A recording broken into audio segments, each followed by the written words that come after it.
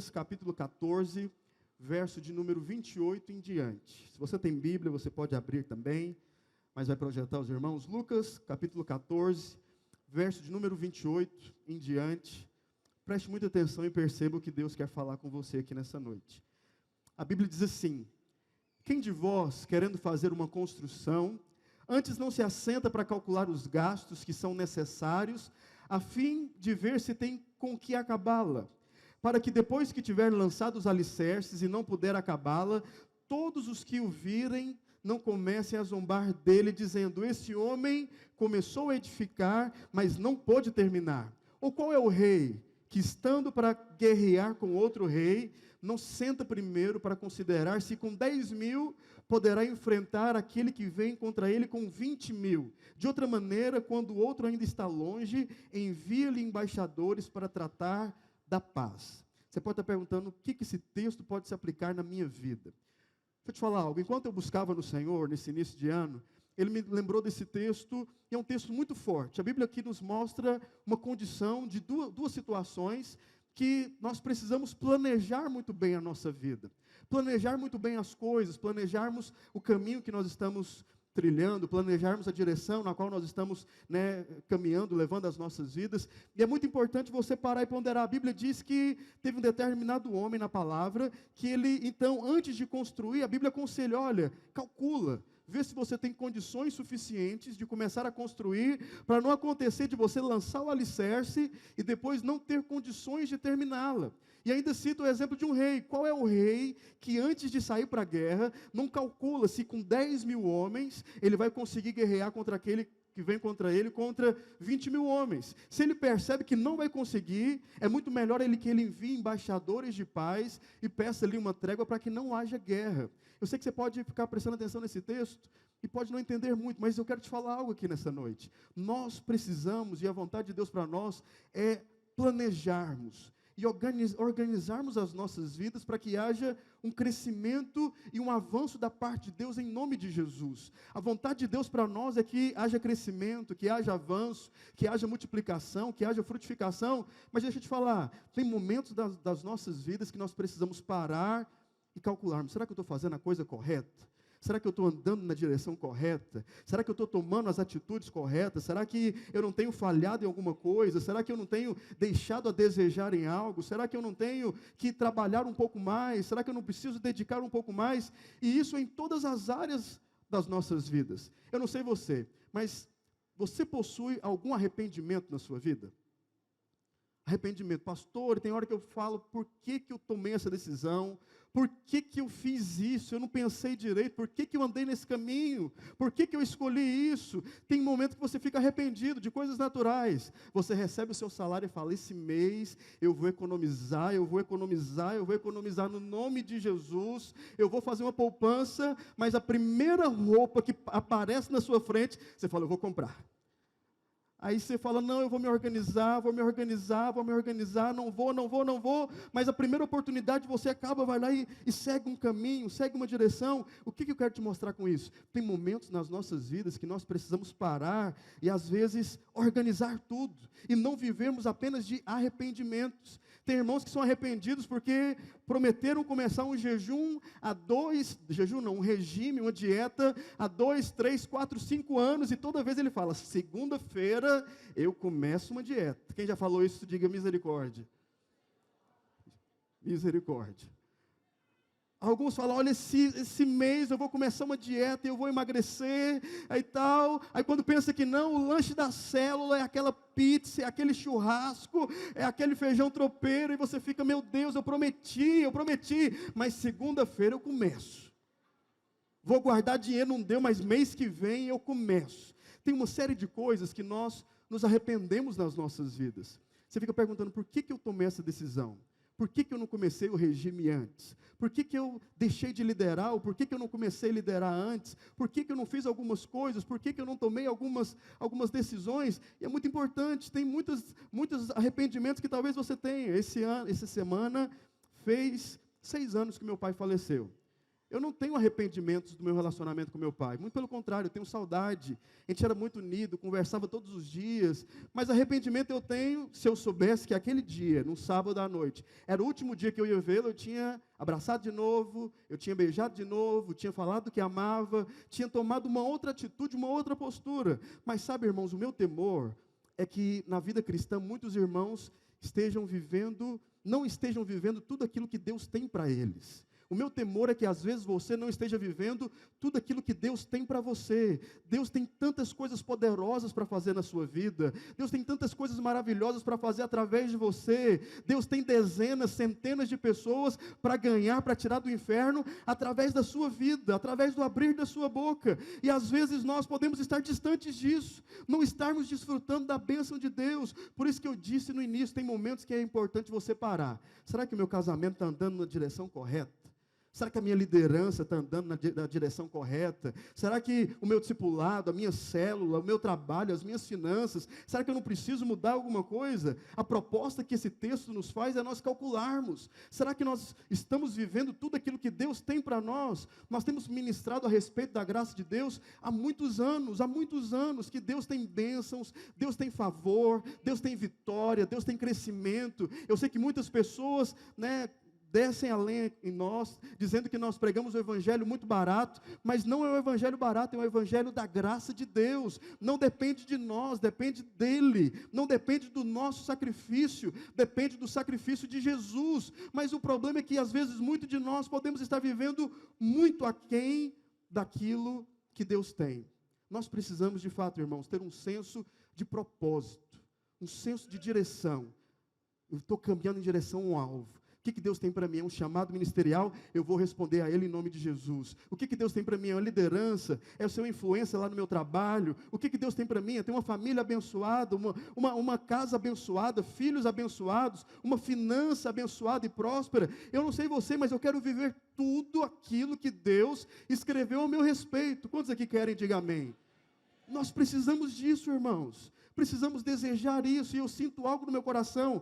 É como se Deus estivesse preparando o ambiente para a nossa igreja e nos empurrando a crescermos. Sabe, ambiente é algo muito importante. Eu sei que às vezes o pastor já compartilhou sobre isso. Nós às vezes somos muito insensíveis e não percebemos o ambiente do nosso culto. Certa vez, talvez eu já tenha contado isso, certa vez eu saí do cinema com os discípulos e fui pagar o estacionamento, e na hora parou uma mulher do meu lado, falou: pastor, você que é o pastor lá da videira? Eu falei: sou pastor, olha, eu quero te agradecer, porque eu tenho sido muito marcada por Deus nos cultos que eu tenho participado. Olha, não tem um culto que eu não me derrame, não tem um culto que eu não me prostre, que eu não saia de lá com a minha maquiagem toda borrada, eu fico com vergonha, não tem um culto que eu não esteja lá e não sinta a presença de Deus. Ela me perguntou: pastor, vocês fazem combinar?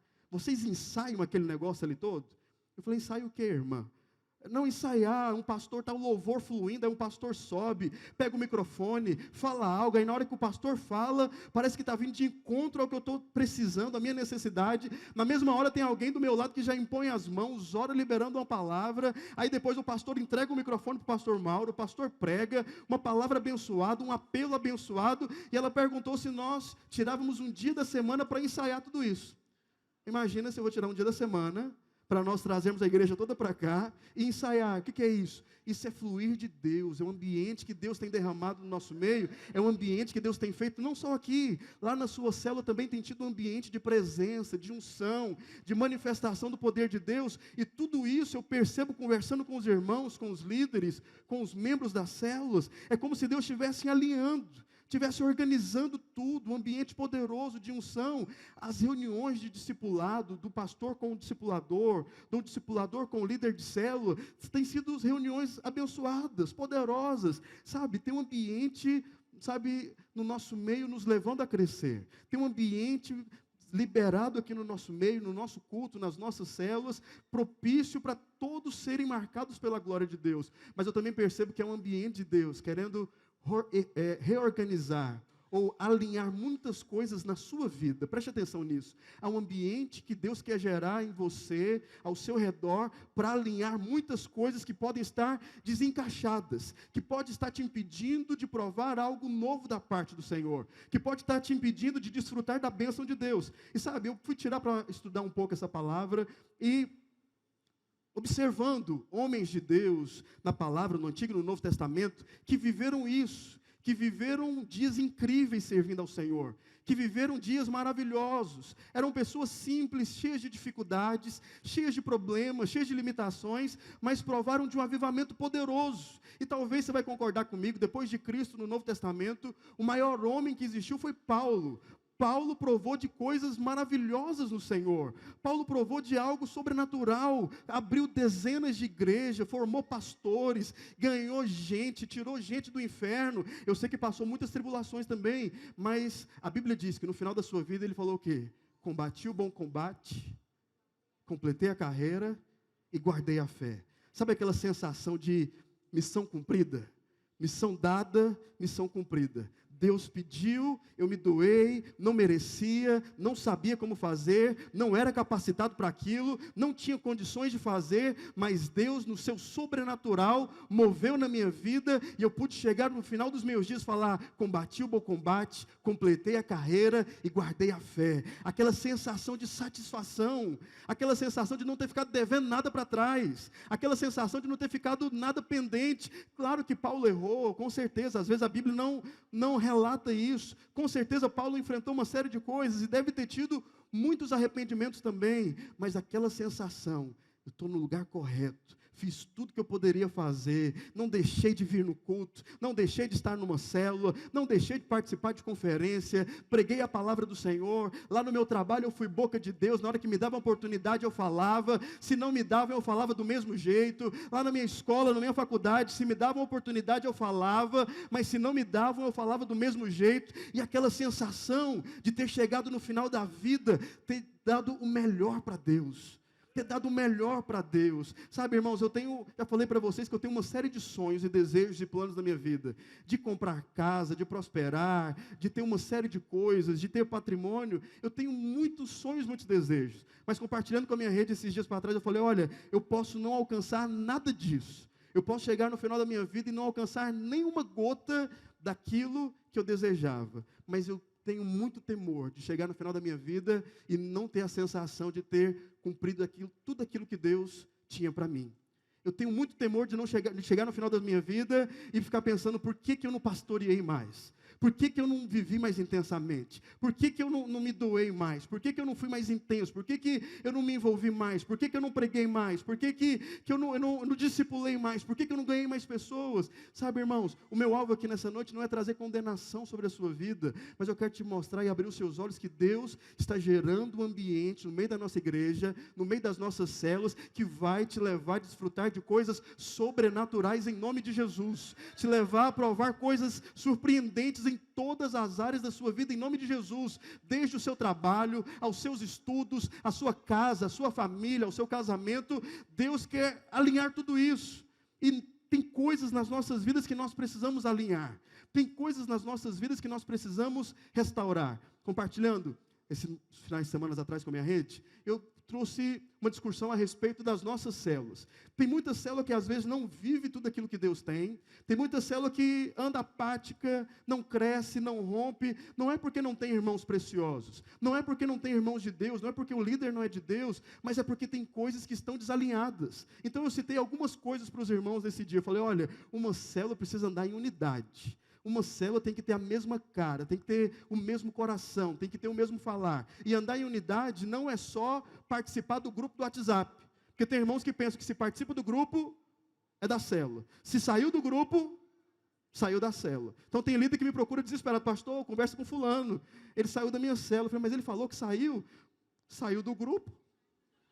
Com certeza na célula ele não vai mais. Eu falei, irmão, eu não lembro disso no manual da célula em momento nenhum, que se no dia que o irmão sair do grupo da célula, saiu, da célula por completo. E às vezes os irmãos pensam que só de estar no grupo é unidade. Só de sentar do lado na fileira da rede é unidade. Unidade vai muito mais além do que isso, irmãos. É aquele texto que exemplo que nós usamos diversas vezes. União é um saco cheio de batata. Unidade é todas as batatas descascadas, amassadas e feito um purê. Isso é unidade. Isso é o que as nossas células precisam desenvolver nesses dias. É uma necessidade que a célula tem, é um alinhar que toda célula precisa para fluir. Célula tem que ter sonho. tem um sonho de multiplicação, tem que ter um sonho de marcar a quadra onde você participa, a quadra onde você reúne, tem que ter um sonho, tem que ter comentários ao redor lá do povo. Rapaz, aqui nessa quadra tem um povo que diz que é do Natal de Videira, o povo é doido, o povo reúne, eles cantam, eles gritam, eles oram, e eles choram, e eles pregam. Tem que ter esse sonho de marcar o lugar onde você está. E se isso se alinhar, irmão, junto com a unidade, a célula tem um sonho, vou te falar algo. A Bíblia diz que não há empecilhos e não há impedimentos para aqueles que caminham em unidade. Todos os desejos, todos os planos serão alcançados em nome de Jesus. E a Bíblia diz lá em Gênesis 11 que não precisa nem ser o propósito de Deus. Gênesis 11, a Bíblia diz que Deus desceu, viu a torre e falou o seguinte: esse povo é tão unido que tudo que eles quiserem fazer, eles vão alcançar. Estava indo contra a palavra. A palavra de Deus mandava espalhar e povoar a terra. O povo estava indo contra Deus, fazendo uma torre. Mas a Bíblia diz que o próprio Deus falou: olha, eles estão indo contra o que eu falei. Mas só porque andam em unidade, eles vão alcançar. Se Deus não entra naquela situação e não confunde as línguas, aquele povo tinha conseguido alcançar tudo aquilo que eles estavam desejando. Então, unidade, sonho, são coisas que nós precisamos alinhar nas nossas células. Tem muitas outras coisas. Disposição. Uma célula tem um sonho, mas não tem disposição de se doar, de pagar um preço para que aquilo aconteça. Eu vou te falar um negócio, é complicado demais. O povo fala: irmãos, nós vamos multiplicar esse ano, vamos ganhar muitas pessoas. Mas se os irmãos não se dispõem a levantar da cadeira, suar a camisa e pregar, e convidar os vizinhos, e convidar amigos, não vai romper. Falei com uma célula, irmãos, é lugar de sobrenatural de Deus. As nossas células não podem ser células normais. As nossas células precisam ser células sobrenaturais. Cada reunião tem que ter um mover de Deus. O visitante que entrar lá, ele tem que... Meu Deus, o que está acontecendo aqui? Tem uma presença diferente. Ele tem que chegar lá, se precisar ficar possesso, se precisar você expulsar, já receber uma palavra, aceitar Jesus e ser cheio do Espírito Santo na mesma hora. A Bíblia diz que essa é a vontade dele para nós, um fluir, um liberar. Toda célula precisa ter um sobrenatural. E eu falei algo para os irmãos que eu quero falar para você. Você vai provar de sobrenatural de Deus em nome de Jesus na sua célula e onde você estiver. Levanta a mão assim comigo. Essa semana, pelo menos, uma pessoa cairá possessa ao meu lado, no trabalho, na faculdade, no meio da rua, e eu vou expulsar no nome de Jesus. Sobrenatural de Deus. Você vai provar disso em nome de Jesus. Quantos querem isso? Diga amém. Sobrenatural. Célula é lugar de sobrenatural. É lugar de você ter experiências com o Senhor. É lugar de fluir. Mas célula também é lugar do povo entender que está ali para ganhar vidas. Ganhar vidas. Muitos irmãos esqueceram disso. Irmãos, o nosso chamado, a nossa missão aqui como homens e mulheres de Deus, é tirarmos o maior número de pessoas do inferno e trazermos para Cristo. É envergonharmos o diabo nessa cidade. O nosso papel aqui é que o diabo trema de medo todas as vezes que a gente falar. Vai ter encontro de criança, vai ter encontro de adolescente, vai ter encontro de jovem, encontro de casados, vai ter culto de jovem, vai ter reunião de casais. Essa é a nossa missão, é salvarmos o maior número de pessoas. Mas a célula tem que encarnar isso. Se a célula não encarnar isso, eu vou te falar algo, não flui. Mas se a célula desenvolver esse desejo, desenvolver esse sonho, desenvolver esse anseio, vai ter gente nova na sua célula toda semana, gente convertendo todo mês, não precisa nem esperar o encontro da rede acontecer, as pessoas vão se converter lá em nome de Jesus. Então você percebe que são coisas que nós precisamos alinhar para que as nossas células fluam. Mas sabe, eu não quero falar hoje só sobre célula, eu quero aplicar para a sua vida. Assim como tem áreas, coisas nas nossas células, que se alinhar, as coisas fluem, na sua vida não é diferente. Se tiver um alinhar, um renovar da parte de Deus, na sua vida em muitas áreas, vai explodir de favor, de graça, de unção, de manifestação da vida de Deus. Talvez o que eu vou falar aqui agora são coisas que você sabe, mas sabe, tem coisas que nós precisamos renovar, reavaliar nas nossas vidas e sacudir a poeira, limparmos tudo e sermos muito mais intensos. Primeira coisa que eu quero compartilhar com você aqui nessa noite é um fato importantíssimo que havia na vida de Paulo e que levou Paulo a desfrutar de um milagre. Deus às vezes quer renovar isso na sua vida. A Bíblia diz que apesar de toda tribulação, toda luta que Paulo enfrentava, a Bíblia diz que Paulo confiava e descansava em Deus. Sabe uma coisa que Deus quer renovar na sua vida nesses dias? É que você possa descansar no Senhor com todo o seu coração, com toda a sua alma e com todo o seu entendimento. Descansar em Deus, irmãos, você não tem noção tanto que isso é importante. Deus não nos criou, a vida que Deus tem para nós não é aquela vida atribulada, de correr para lá, de fazer aquilo, meu Deus do céu, como é que eu faço isso? E a minha célula, e meu dinheiro, e a conta bancária, e aquelas contas que eu tenho que pagar, e meu casamento, e minha casa, e minha família. Não, por mais que você tenha muitos problemas, a vida que Deus tem para nós é uma vida de descanso. Deus vai renovar isso na sua vida em nome de Jesus. Nós precisamos descansar, irmãos, descansar é bênção ou não é? Quem aqui gosta de viajar, diga aleluia. Irmãos, eu vou ser sincero, eu acho que não tem coisa melhor do que viajar, não. Viajar para você ir para um lugar, para uma praia, eu sou apaixonado por praia. Seja de rio, seja de mar mais ainda. Mas praia é um negócio muito bom, você ir, ficar uns dias, jogar o celular fora, comprar outro só quando voltar, renova as baterias, você ficar desconectado desse tanto de rede social, você fica num canto, vai para a fazenda, renova as baterias, você descansa, você volta de umas férias, outra pessoa. Tem irmãos que eles estão no estresse, na agonia, no negócio, mas se pega um dia de férias, o irmão volta zen, da paz. Ele não caça conversa com ninguém, ele não se irrita com ninguém, pode ter um problema na célula, ele fala, irmãos, é assim mesmo, Deus vai fazer. Ele é aquele cara que parece que está ouvindo reggae o tempo inteiro, sabe? Aquele negócio tranquilo, né, manso. Mas por quê? Porque ele renovou as baterias. E o que eu acho interessante é que, não sei você, mas eu volto das férias já pensando, que dia que vai ser a outra? Você é assim também? Eu falo, meu Deus, que dia que vai ser? O que eu vou fazer nas outras férias? Geralmente é quase a mesma coisa. Vou para a fazenda, vou para o lago, vou fazer alguma coisa. Mas você começa a trabalhar já pensando nas outras férias. Quando o final de semana encerra, seja sincero, à noite você já está pensando, eita, que sábado que vem já está bem aí, né?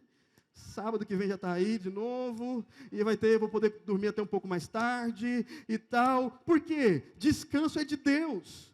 Descansar é de Deus. Diga comigo, descanso é de Deus.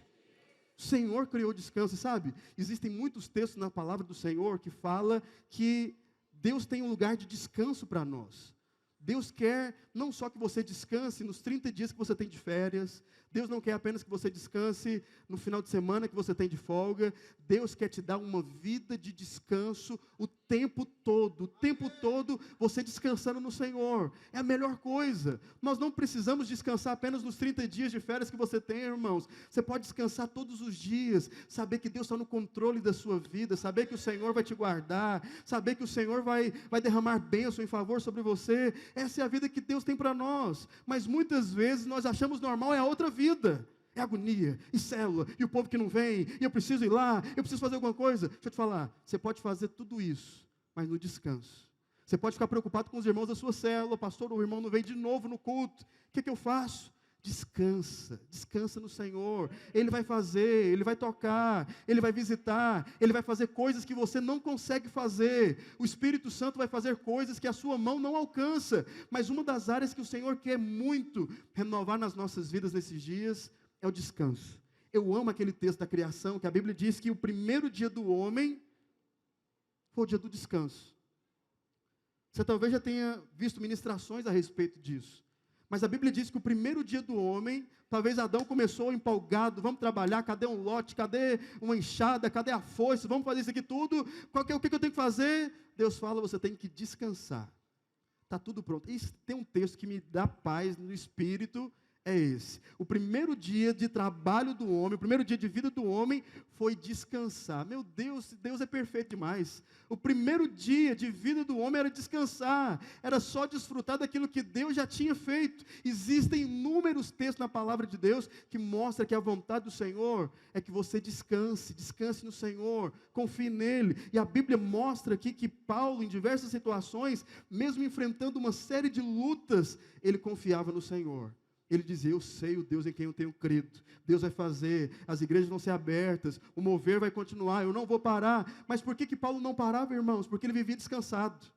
Sabe por que Paulo não desistia? Porque ele vivia descansado. Sabe por que Paulo não abandonava, não chutava o barco, né? Não chutava o pau da barraca? Porque ele vivia descansado. Ele sabia que era o Senhor que estava no controle da situação. Era Deus que ia mover. Deixa eu te falar, na sua vida é do mesmo jeito. Nós não precisamos nos preocupar com as coisas, irmãos. Deus não vai deixar faltar nada na sua casa em nome de Jesus. Deus não vai deixar a sua família desamparada. Deus não vai deixar você na mão. O Senhor não vai te abandonar em momento algum. Deus nunca desistiu de você e não vai ser hoje a primeira vez. Deus nunca te deixou sozinho e não vai ser hoje a primeira vez. Nós precisamos descansar no Senhor, descansar em Deus. Tem um texto lá em Hebreus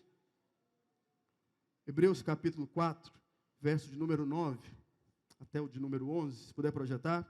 Hebreus capítulo 4, verso de número 9 a 11. A Bíblia diz assim: assim ainda resta um descanso para o povo de Deus, pois todo aquele que entra no descanso de Deus, também descansa das suas obras, como Deus descansou das suas. Portanto, esforcemo-nos para entrar nesse descanso, para que ninguém venha cair seguindo aquele exemplo de desobediência. Olha para cá.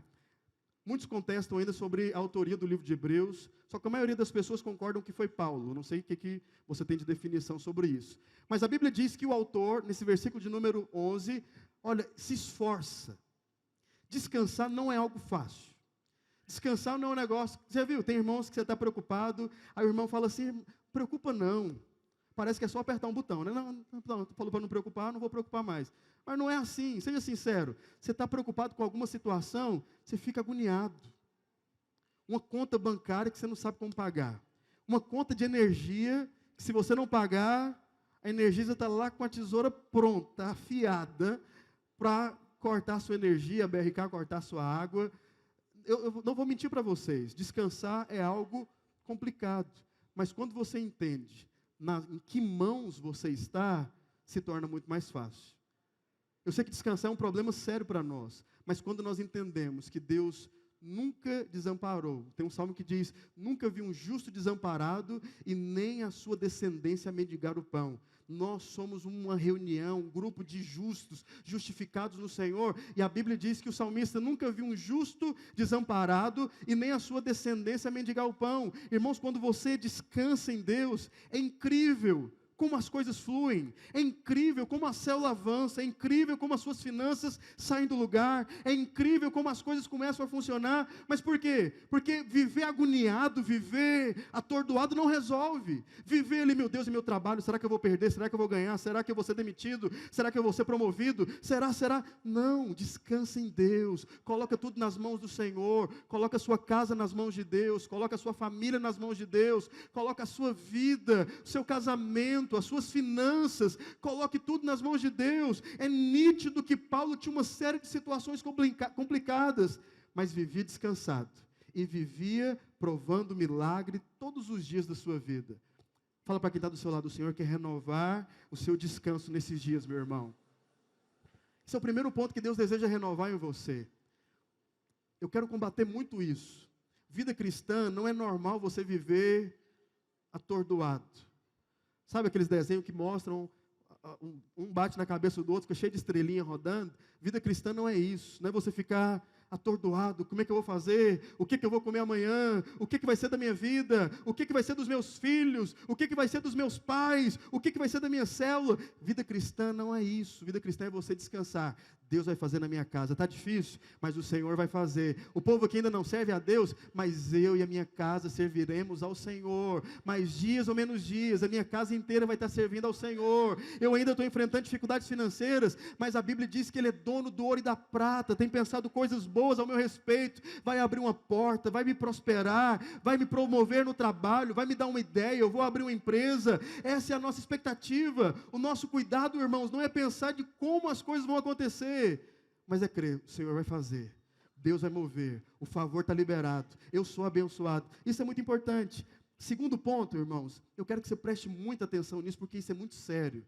Segunda coisa que você precisa renovar ou alinhar na sua vida, nos fala de uma crença correta. Diga comigo, uma crença correta. Isso é muito sério. Você crer corretamente. você entender a palavra de Deus e acreditar naquilo da devida maneira. Tem uma situação que eu acho interessante, que Paulo, ele trata duas igrejas, você conhece a história, ele trata a igreja de Corinto e os Gálatas. Ele trata. Só que se você for lembrar um pouco da história, a Bíblia diz que a igreja de Corinto era uma bagunça.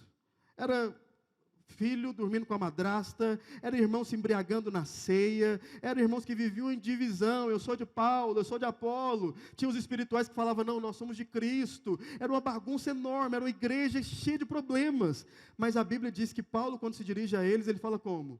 Santos da igreja de Corinto, eu vos saúdo, vocês, em outras palavras, vocês são os melhores, vocês são uma igreja mais forte que existe nessa terra, uma igreja, sabe, abundante. Essa não era a realidade, mas Paulo trata desse jeito. Mas, se você for prestar atenção em Gálatas, a história não conta um problema sério de Gálatas como Corinto. Não vê uma igreja adúltera, uma igreja se embriagando, não quer dizer que não tinha problemas, com certeza tinha, mas você não vê relatos disso. Mas Paulo trata os Gálatas com uma firmeza muito maior. Paulo chega a falar assim, olha, vocês são tolos. Como vocês podem, insensatos Gálatas? Mas sabe qual que era o problema de Gálatas, aqui da igreja dos Gálatas? Qual que era o problema? A crença errada. Eles acreditavam na graça, eram salvos pela graça, mas no decorrer da história, ia tendo pitadas de lei no meio. Olha, eu sou salvo pela graça, mas eu preciso fazer alguma coisa para ser abençoado. Eu sou salvo pela graça, mas eu preciso ser aperfeiçoado pelas obras da lei. Eu sou salvo pela graça, Deus me aceitou, Cristo morreu na cruz, eu aceitei isso, glória a Deus, estou salvo, mas eu preciso fazer alguma coisa, eu preciso cumprir a lei, eu preciso fazer algo para ser abençoado. Paulo vem com uma firmeza tão grande e fala, olha, vocês são tolos, insensatos, não é assim a palavra de Deus, assim como você recebeu a Cristo pela graça, você deve continuar também pela graça. Em Gálatas capítulo 2, verso de número 16, se puder projetar para nós, Paulo, ele dá uma direção muito forte. Gálatas 2,16 diz assim, sabemos que ninguém é justificado pela prática da lei, mas mediante a fé em Jesus Cristo. Assim nós também cremos em Cristo Jesus para sermos justificados pela fé em Cristo e não pela prática da lei, porque pela prática da lei ninguém será justificado. Versículo 21, não anula a graça de Deus, pois se a justiça vem pela lei, Cristo morreu em vão. Meu Deus, quando eu leio esse texto, eu fico pensando, Paulo é muito firme. No capítulo de número 3, então, ele começa falando insensatos Gálatas. Não é assim a vida cristã, é pela graça. Não é pelo que você fez ou deixou de fazer. Não é pelas obras da lei, é pela graça do Senhor. Só que os Gálatas começaram a ter uma crença errada. Interessante, Paulo poderia ter sido muito mais firme com a igreja de Corinto. Paulo poderia ter sido muito mais incisivo. Mas sabe por quê? A igreja de Corinto tinha o início correto. A crença correta. Uma hora, aquele povo ia sair da prática de se embriagar na ceia, uma hora aquele povo ia sair da prática do filho dormir com a madrasta, uma hora aquele povo ia sair de tudo isso, porque a crença era correta, mas os Gálatas começaram muito mal, começaram na lei e foram para a graça descaradamente. Deixa eu te falar algo, preste atenção. Uma das coisas que Deus quer renovar na sua vida é esse entendimento da graça. Sabe o que eu tenho percebido muito no nosso meio? Talvez não seja o seu caso, mas muitos irmãos têm tratado a graça como se fosse mais um tópico da palavra de Deus. Muitos irmãos têm tratado a graça como se fosse mais um assunto. Temos unidade, temos que falar de prosperidade, temos que falar de sermos unidos, de termos uma vida em comum, de amarmos os irmãos, e tem a graça no meio. Não, não é assim. A Bíblia diz que Jesus é a graça de Deus expressa nas nossas vidas. Cristo morreu para que você fosse abençoado. Cristo morreu para que você fosse, restaurado o seu relacionamento com o Senhor. Cristo morreu e isso te trouxe para perto de Deus. E agora, nós só temos ligação com o Senhor por causa de Cristo. Mas não é só a salvação, é tudo nas nossas vidas, irmãos. Deus tem abundante prosperidade para você. Deus tem abundante alegria na sua casa, no seu casamento. Mas não acredite que isso é por causa da prática de boas obras. Não é porque você é bonzinho, porque nós não temos nada de bom. A única coisa que nós temos de bom nas nossas vidas é o próprio Cristo, é o próprio Senhor. Senhor. Então, uma das coisas que Deus quer renovar em nós é a visão da graça, uma visão correta nas nossas vidas. Muitos irmãos tratam a graça e às vezes quando ouve a graça, de novo. Essa igreja só sabe falar disso agora. Não é só disso. Graça é o centro do Evangelho. É o Senhor dando tudo para quem não merece nada. É o Senhor te recebendo da maneira que você está, mudando a sua história, mudando a sua vida, pegando você do jeito que você estava e te transformando por completo. Segunda coisa que Deus quer renovar nas nossas vidas nesses dias, irmãos, é nós crermos de uma maneira correta. Paulo foi incisivo nisso. Incisivo. Sabe, muitos irmãos querem conquistar as coisas pelas obras da lei. Muitos irmãos querem prosperar porque dizimam, mas não é assim.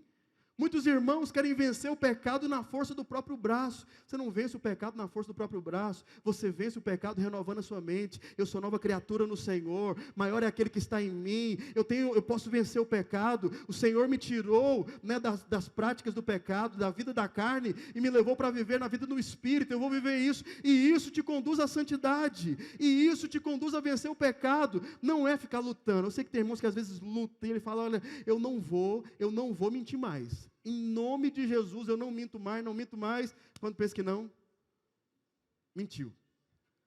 Irmão, por que você não veio na célula? Rapaz, eu estava aqui com um negócio, e assim, né, tem aquele coisa e tal, e você sabe como é que é, e o trem virou, e o negócio assim, pá, e o líder ouve, não entende nada, inventando uma história. Não veio no culto porque não sei o que e tal, você sabe como é que é, e quando eu estava saindo, vem um negócio, e não explica nada. Porque mentiu, está mentindo, não veio porque não quis. Mas deixa eu te falar, você não vence o pecado dessa maneira. Não é na força do seu braço.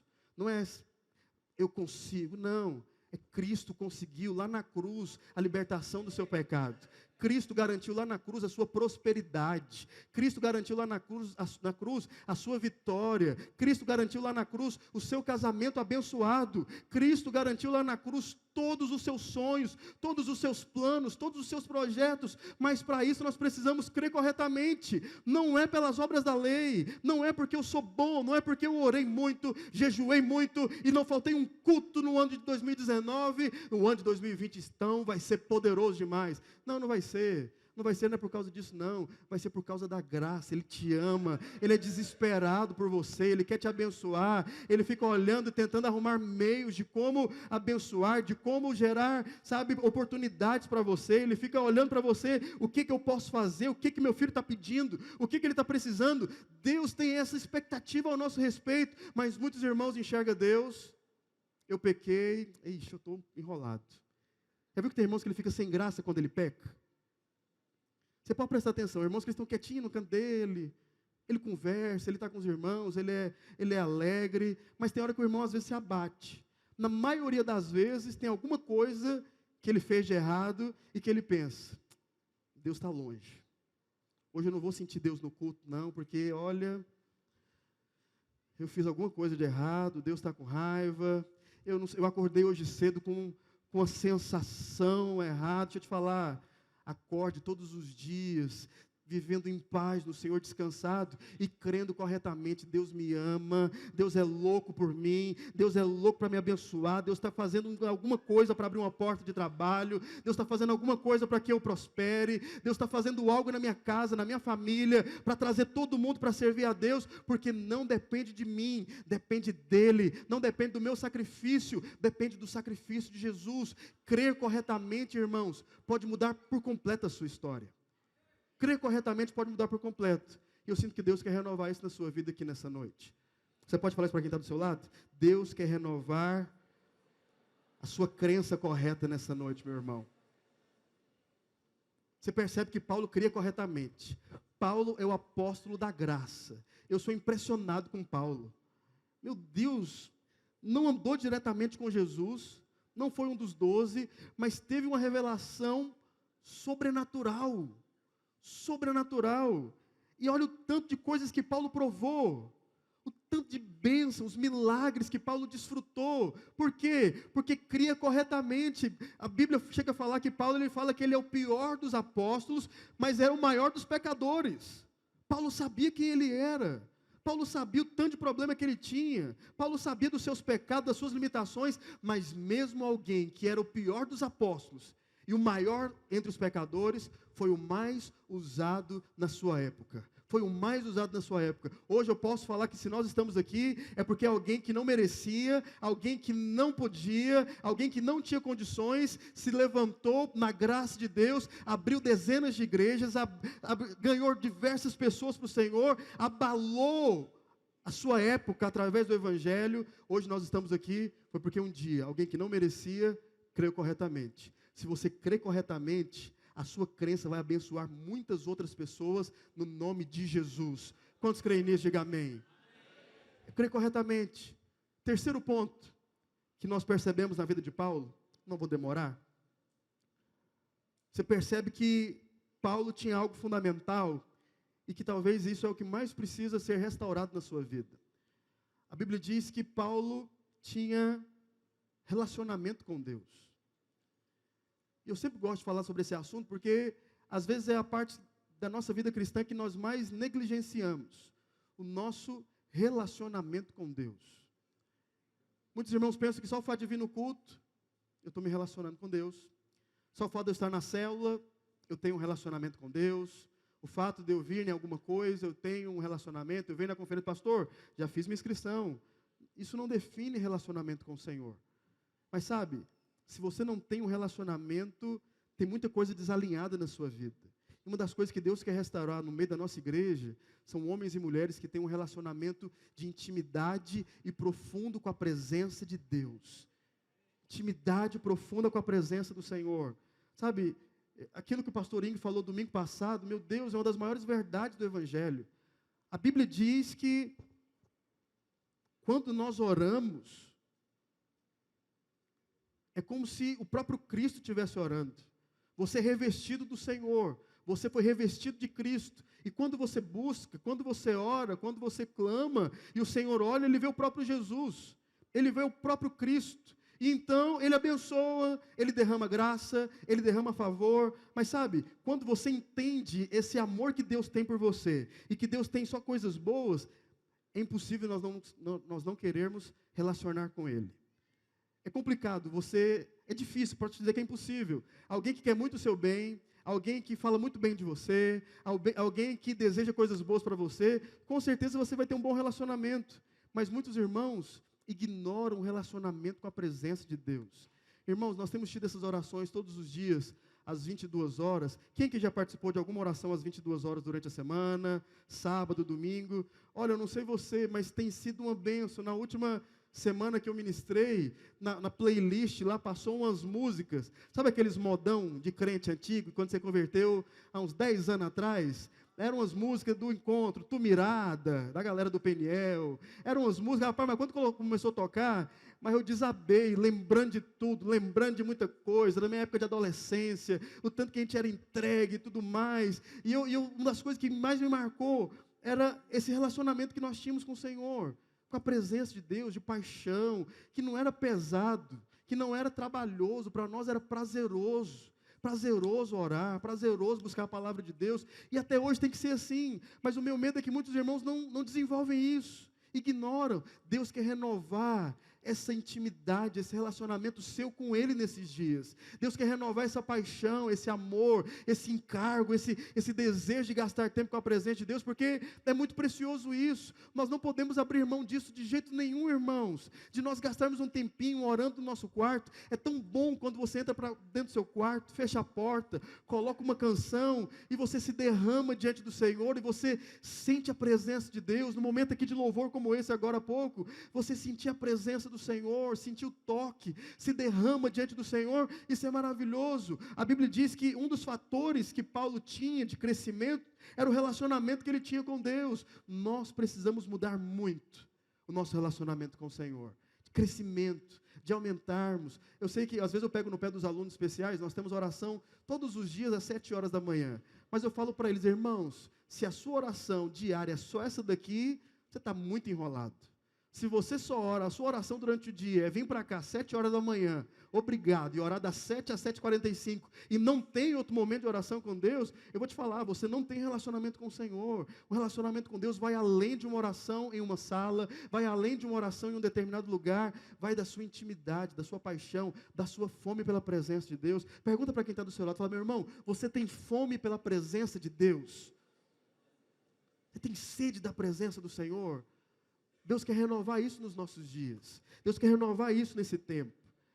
É algo fundamental. Penúltimo, irmãos. Já estou finalizando. Uma das coisas que Deus quer renovar no nosso meio é o nosso envolvimento com a obra. Você pode falar isso comigo? Envolvimento com a obra de Deus.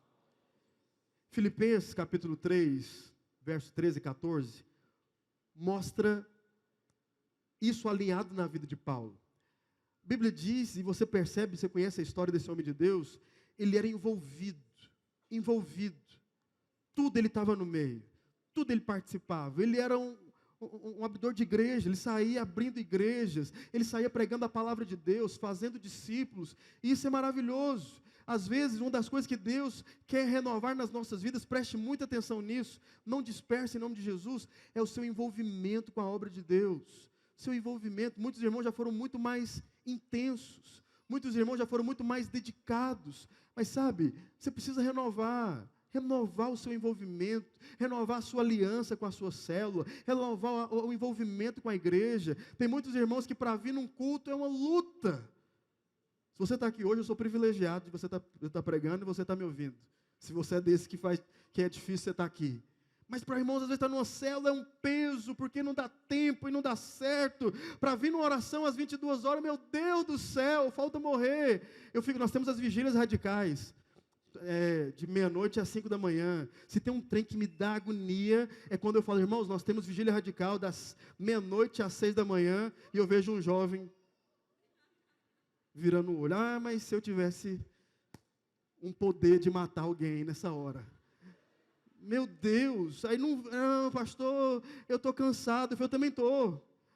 Pastor, mas assim, eu não sei, aí inventa. Irmão, eu venho, eu sou casado, tenho 3 filhas, às vezes minha esposa vem, às vezes minhas filhas vêm, às vezes dorme na cadeira, mas nós estamos aqui. Aí você vira para mim e diz que não vem, porque está cansado, no outro dia é domingo. Pode dormir até na hora do culto, 7 horas da noite, mas não vem, não se envolve. A conferência, que dia? É de 9 a 11, mas bem no feriadão, hein? Ô data boa de viajar. É verdade, mas melhor ainda de estar na conferência, ouvindo a palavra de Deus. Os irmãos às vezes ficam reclamando, conferência, célula. Irmãos, a Bíblia diz que Paulo foi apedrejado. Irmão, se eu e você fôssemos apedrejados, nunca que a gente ia no outro dia pregar em outra cidade. Nunca. Você fala, não, a obra está me matando, é melhor parar por aqui, eu quase morri, deixa eu voltar para minha casa. Paulo levantou, foi dado como morto, eu não sei como é que é isso. Foi dado como morto, levantou e foi pregar. O povo não quer? A outra cidade ele quer, deixa eu pregar lá. Levantou e foi para outro lugar. Mas irmãos, para estar num culto 7 horas da noite, é um trem que parece que a perna trava. Para vir na célula, meu Deus, é uma luta. Irmãos, me entenda, eu não quero trazer condenação sobre você, mas o seu envolvimento com a obra tem que ser renovado nesses dias. Tem oração 10 horas da noite, eu vou vir, vou participar. Pastor, é só uma vez por semana? Eu não posso vir outro dia, não, eu tenho folga também no outro dia, deixa eu vir. Pastor, eu não posso vir 10 horas da noite, mas eu posso vir 7 da manhã, deixa eu vir orar aqui com você. Pastor, cadê as coisas? Pastor, é conferência, nossa rede tem alguma função? Eu amo irmãos que me perguntam se na minha rede tem função. Pastor, nós temos função? Temos. Tem função que às vezes eu faço, que eu não preciso da minha rede. Mas eu amo irmãos porque eles querem estar envolvidos. Ele quer ficar na portaria, ele quer ficar vigiando o carro lá fora. Muitos irmãos pagam os R$40 para vir na conferência e fica lá fora vigiando o carro. Eu louvo a Deus pela vida desses irmãos, porque querem estar envolvidos. Paga às vezes para vigiar carro. Paga às vezes para ficar nos corredores. Nós já fizemos isso diversas vezes, mas tem irmãos que não se envolvem. Aí faz uma comunhão da célula, não vai.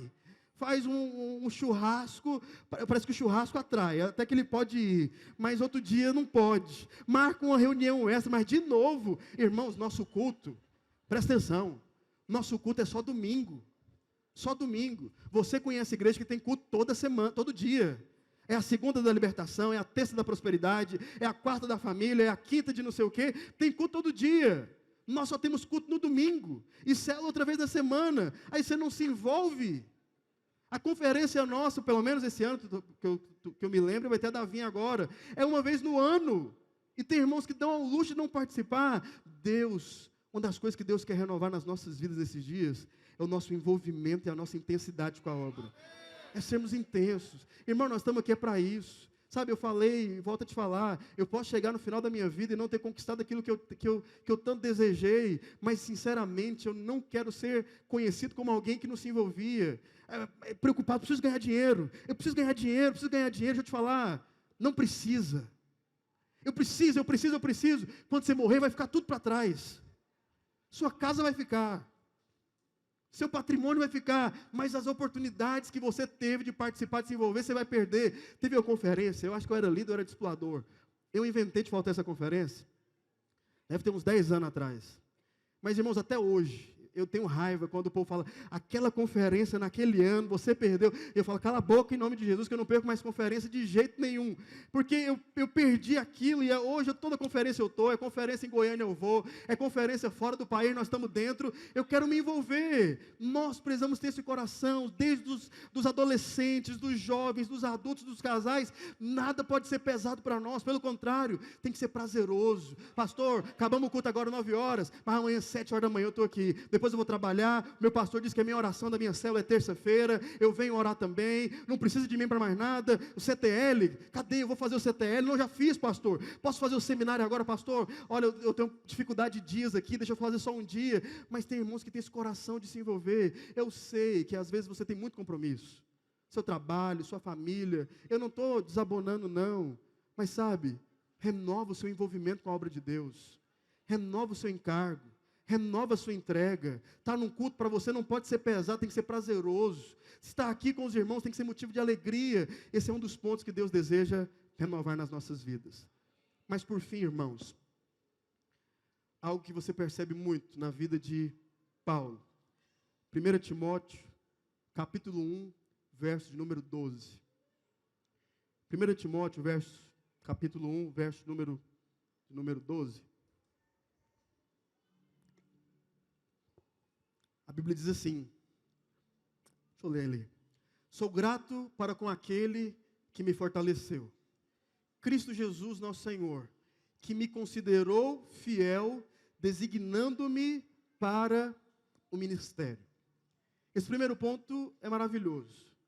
Se tem algo que Deus vai renovar muito na nossa igreja nesses dias, é a gratidão por tudo aquilo que Ele tem feito nas nossas vidas. Para Paulo não era pesado, para Paulo não era difícil, porque ele era grato, se sentia privilegiado. A Bíblia diz que Jesus considerou ele fiel, mas se considerou fiel é porque na verdade ele não era fiel. Se Jesus olhou para ele e considerou ele fiel, é porque às vezes não era tão fiel assim, mas mesmo assim, o Senhor designou Paulo para o ministério. Preste atenção em algo. Deus tem te abençoado de uma maneira sobrenatural.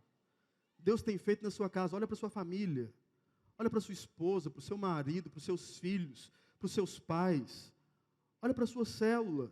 Deus tem te dado coisas poderosas, Deus tem feito coisas grandes. Não é que você não está enfrentando luta, é que você está enfrentando.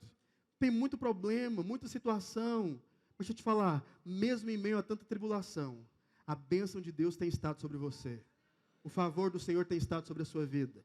A Bíblia diz, sou grato para com aquele que me fortaleceu, mesmo enfrentando dificuldades. Deus tem te fortalecido nesses dias, não tem deixado você desistir, não tem deixado você abandonar as coisas. Paulo era grato a Deus. Deixa eu te falar algo, irmãos, seja grato a Deus por tudo aquilo que Deus tem te dado, seja grato ao Senhor. Eu sei que o pastor Mauro falou aqui algumas vezes que ele é a pessoa mais abençoada. Não é, sou eu sou o mais abençoado dessa igreja.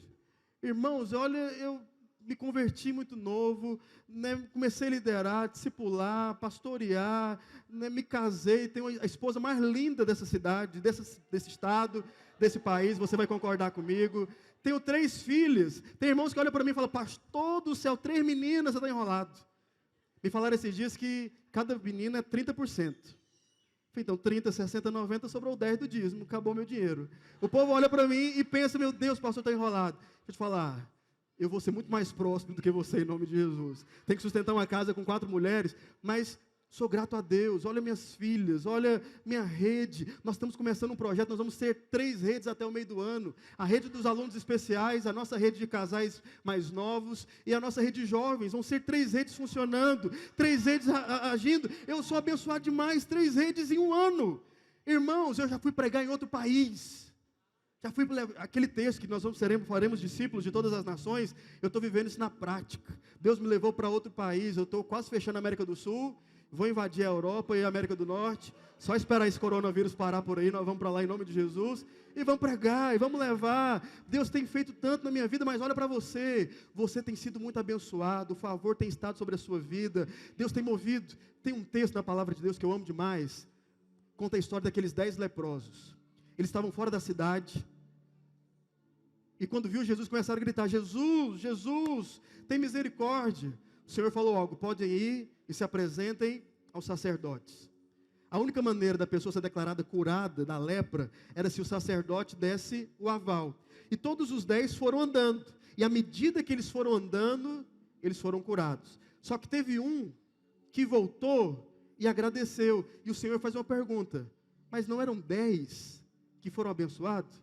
Cadê os outros 9? Deus não está aqui clamando, sedento pela sua gratidão. Mas aqueles que são gratos são muito mais abençoados. A Bíblia diz que naquele dia, quando ele voltou para agradecer, o Senhor perguntou: cadê os outros 9? Não, eles se foram, eu estou aqui para agradecer. O Senhor, pois vai, sua fé te salvou. Além da cura, alcançou a salvação. Quando você é grato, Deus acrescenta mais do que você pede. Deus acrescenta mais do que você tem pedido nesses dias. Deus manda muito mais. Gratidão é algo que Ele quer alinhar no seu coração nesses dias. Seja grato por tudo aquilo que Ele tem te dado, pelo seu discipulado, pela sua célula, pelos seus líderes, pela sua família, mesmo com muitos problemas. O Senhor é fiel. E eu amo esse texto. A Bíblia diz que mesmo se nós fôssemos infiéis, Ele permanece fiel. Mesmo se eu e você falharmos em algo, errarmos em algo, formos infiéis em algo, Ele permanece fiel. Ele vai cumprir cada uma das promessas que Ele liberou sobre a sua vida. A palavra do Senhor não volta em vão. Meu alvo aqui nessa noite era alinhar isso. Talvez tenha outras coisas que precisam ser alinhadas. Mas sabe, começa com isso. Deus vai renovar muitas coisas. Renovar a sua paixão, renovar o seu envolvimento, sua gratidão, e coisas maiores nós veremos esse semestre em nome de Jesus. Você pode ficar de pé onde você está? Queria que nós orássemos essa noite. O momento do apelo, irmãos, preste atenção, não converse. O momento do apelo nada mais é do que você regar a palavra com oração. Nada mais é do que você regar a palavra com oração. O Senhor quer alinhar coisas na sua vida. Ele quer renovar o seu descanso, que você vive em paz, tranquilo. Ele quer renovar o seu envolvimento com a igreja, quer renovar a sua gratidão, renovar o seu relacionamento, renovar a sua crença. O Senhor quer renovar. E eu queria que nessa noite, onde você está, feche os seus olhos.